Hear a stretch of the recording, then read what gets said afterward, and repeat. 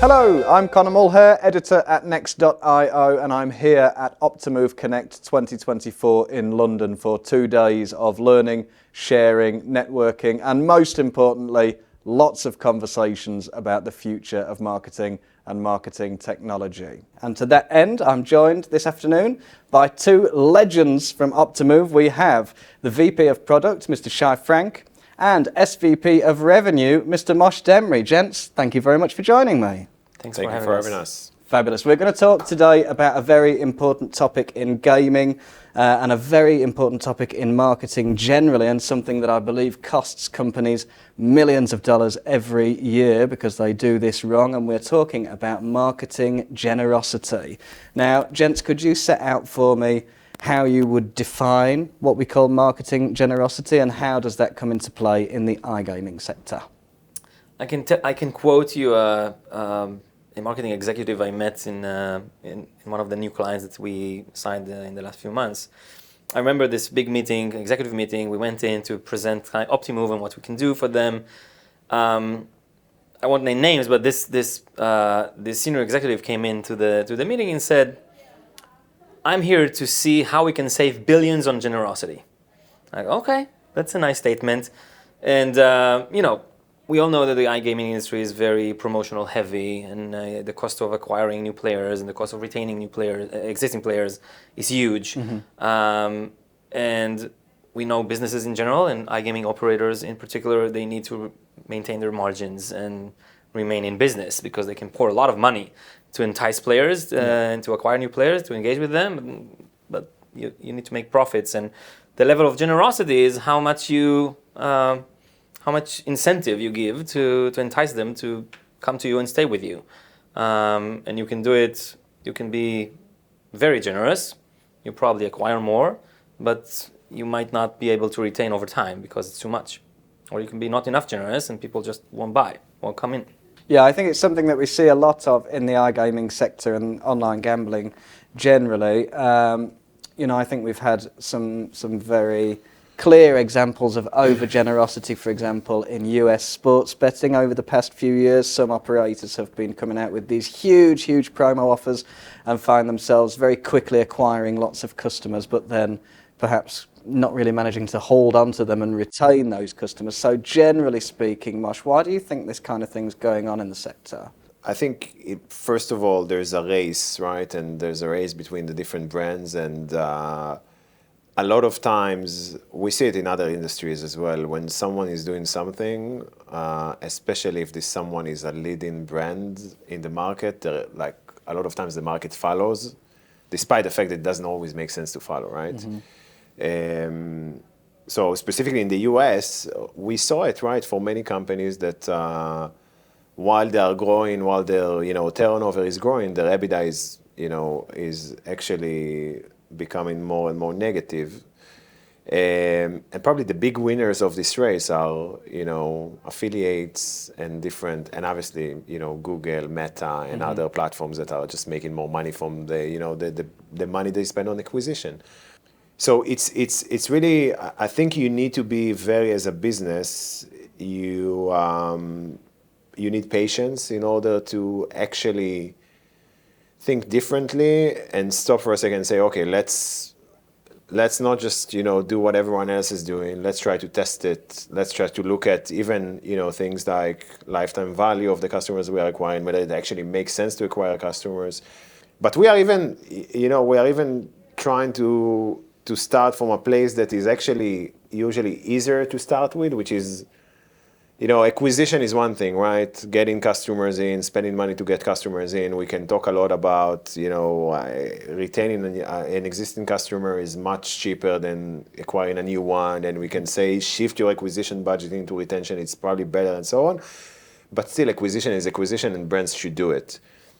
We usually come in and say, okay, let's start with your active customers, right? This is where this generosity model is really, I think that's where it makes most sense to start and use it, because most brands today, they spend a lot of money incentivizing their super active customers. Those are customers that we see it as well. We see when we look at campaigns that are running across many brands in many different regions and markets, we see that most campaigns are not statistically significant, right? So like in most cases, when you run a campaign, you won't move the needle. Mm-hmm. And it's especially true for your active customers that will probably come and spend anyway. So this is where like we want them to start and optimize. And this is where actually you'll find like you'll probably save the most money because there's probably a huge, overspend there that is not necessarily needed, right? So Yeah. I would add to that, and so we see how brands are forming bad habits with their customers, right? So you may have a huge acquisition campaign, so you're willing to put a lot of money in it. So it's like a huge bet-get ratio. But then you don't want to keep doing the same huge promotional and huge bonuses over the lifetime of a customer. So you start offering them less, but you already formed a habit for this customer that you give them a huge bonus when they joined. So how come I'm not getting the same bonuses? So I might wait until I get more bonuses or go to competitors. And then you acquired a customer, you paid a huge amount of money in an anticipation to yield more revenue from that customer, but they don't stick. So you end up having to acquire them again. But it's a vicious cycle because you're now reacquiring the same customer over and over again and just forming this bad habit even worse over time. So how do you know which players are going to stay active with you, with what level of generosity, and how do you stay consistent over time so you're not overspending in the beginning and underspending in the middle or vice versa? It's not an easy fit to do. You need to be very data savvy. You need to be very cognizant of the problems you're trying to solve. And this is what we see brands that are evolving are adopting more informed strategy like that. So let's look at our active players, like Moshe is saying. What kind of activity do we see? What kind of level of generosity entices them? Where should we not provide them with this level of generosity because they're going to engage anyway? Maybe just need a little nudge. And then see over time, okay, this is the group of customers who are better for us over time.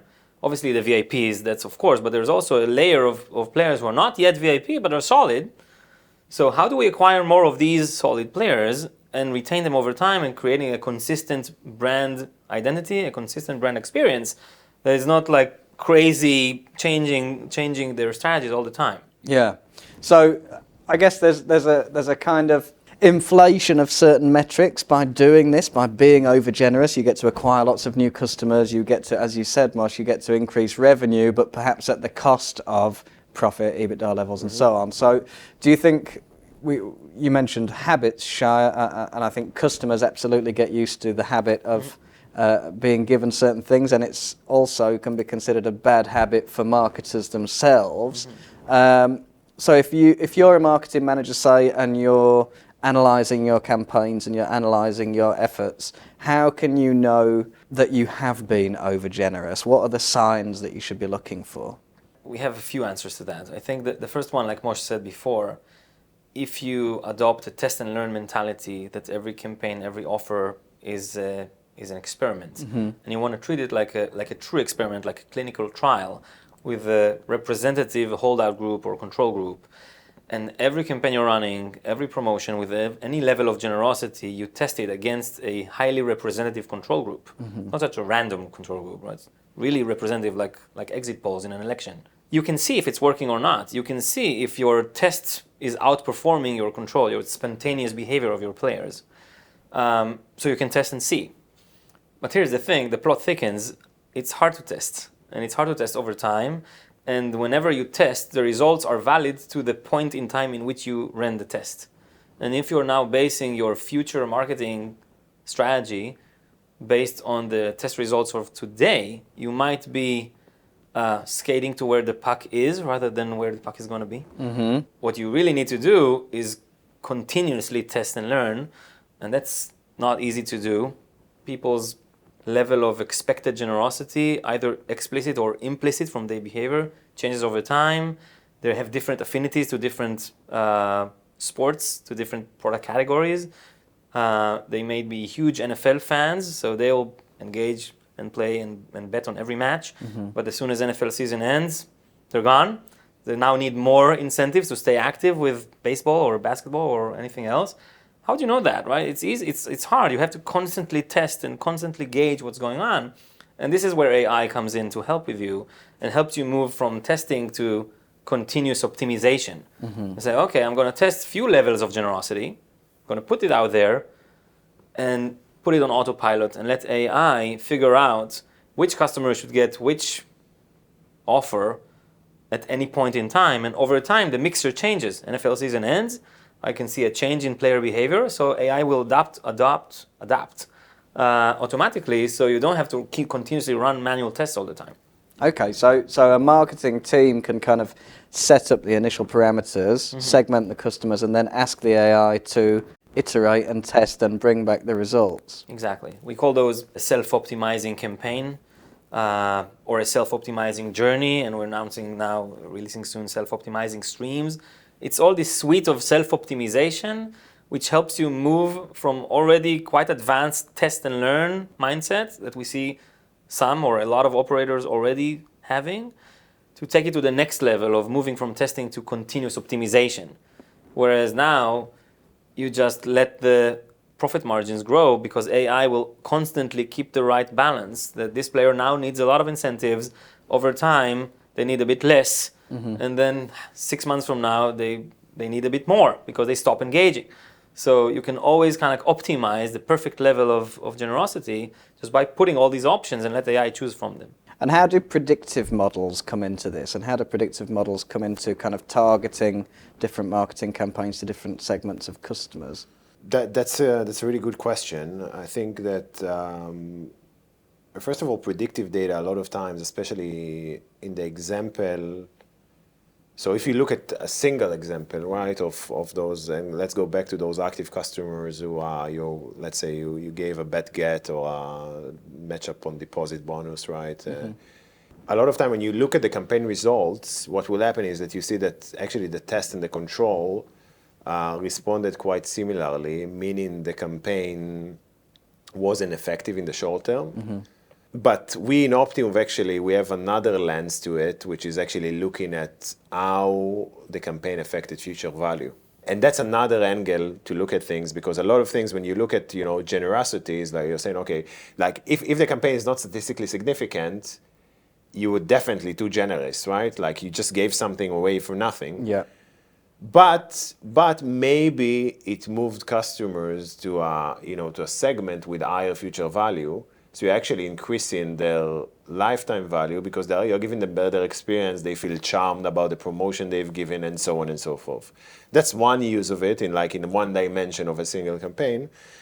But when Shai is talking about self-optimization and this concept of letting customers plot their own journey, right? And when there's a conflict of between campaigns.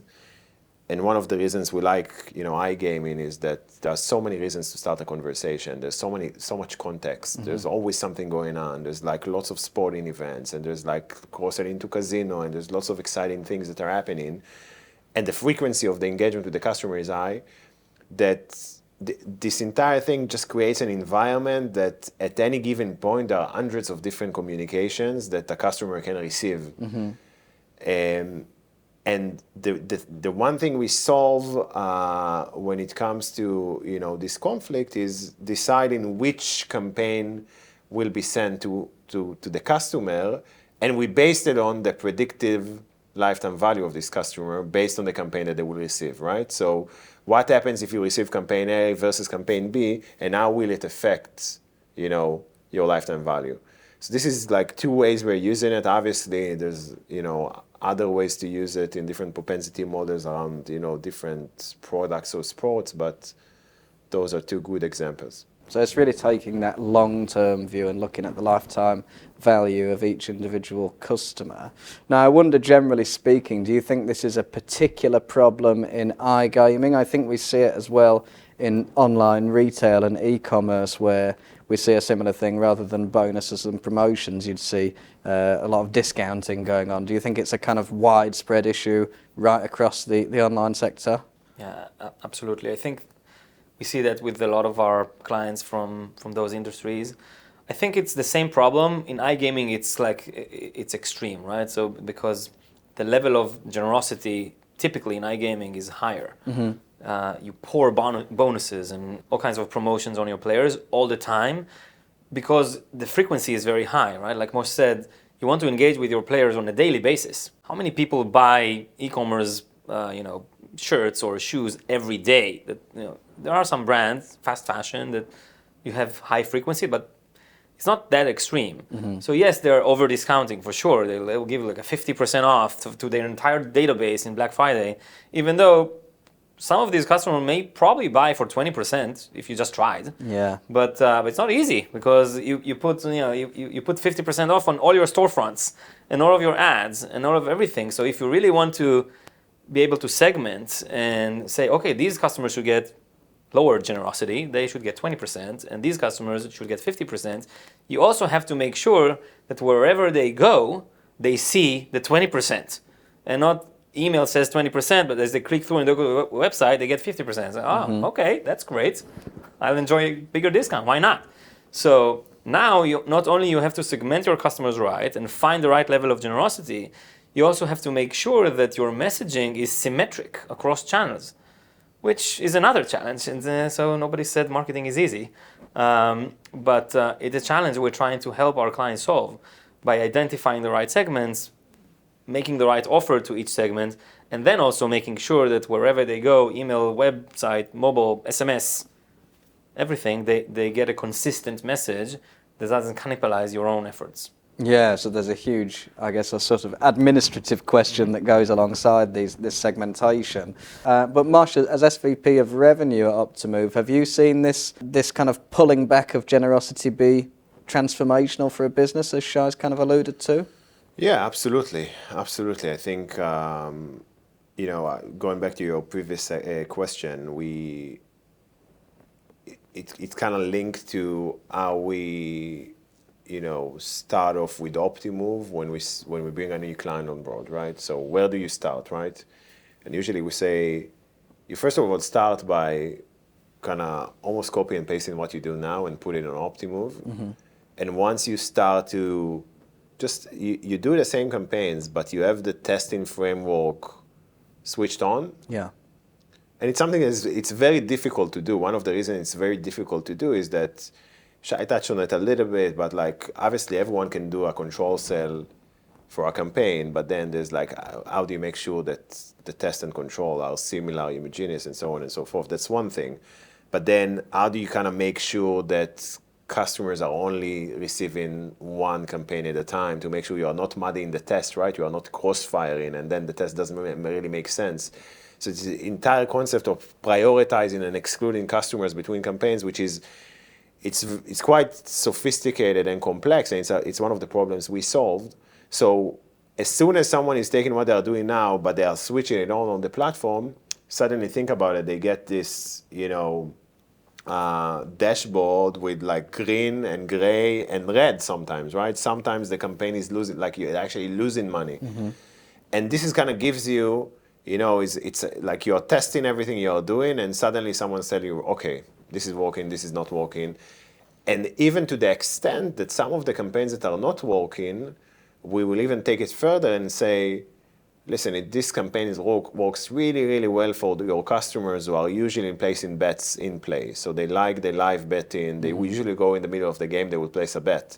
But the pre-match customers, it didn't affect them at all.